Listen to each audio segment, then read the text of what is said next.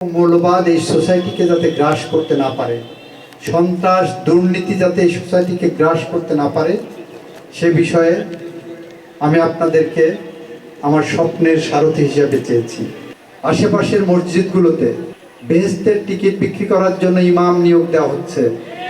আমি অনুরোধ করব আপনাদেরকে, প্রাক্তন ছাত্র হিসাবে এই অঙ্গনকে, শৈলকুপাকে শান্তিপূর্ণ রাখার জন্য, এই অঙ্গনকে শান্তিতে রাখার জন্য, আপনার সন্তানের আগামী ভবিষ্যৎ বেহেশতের টিকিট বিক্রি করার যে উদ্যোগ যারা নিয়েছেন, সেই জায়গাটা আপনারা জনসচেতনতা বৃদ্ধি করে একটি বাসযোগ্য আবাসভূমি হিসাবে গড়ে তোলায় আপনারা ভূমিকা রাখবেন।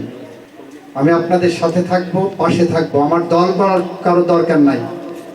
আপনাদেরকে আমি বলছি না যে আপনি আমার দল করেন, আমি বলছি আমার পাশে থাকেন, মাদক নির্মূলে এবং মৌলবাদ এই সোসাইটিকে যাতে গ্রাস করতে না পারে, সন্ত্রাস দুর্নীতি যাতে এই সোসাইটিকে গ্রাস করতে না পারে, সে বিষয়ে আমি আপনাদেরকে আমার স্বপ্নের সারথি হিসাবে চেয়েছি।